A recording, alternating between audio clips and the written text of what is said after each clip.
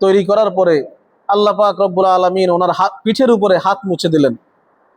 হাত মুছে দেওয়ার পরে একদল মানুষ নেমে ডান পাশে দাঁড়াইলো।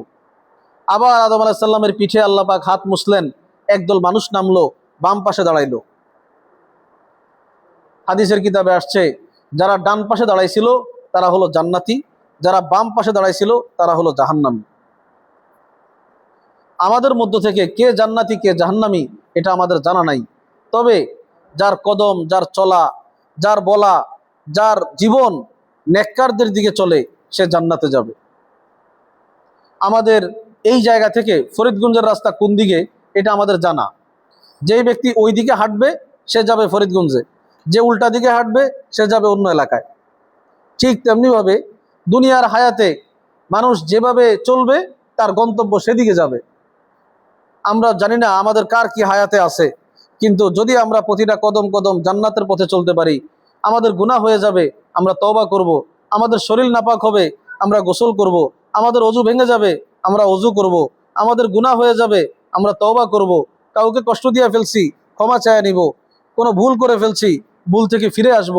এই জীবন যার, এটা প্রমাণ করে যে সে জান্নাতের দিকে যাচ্ছে।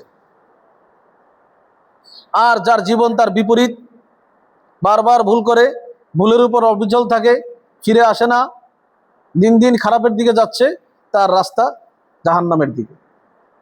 কোনো মানুষ যদি সামান্য পরিমাণ, একটা পিঁপড়া যেভাবে হাঁটে এই পরিমাণ গতিতেও যদি কেউ আল্লাহর দিকে অগ্রসর হয়, একদিন না একদিন সে আল্লাহকে পাওয়া যাবে।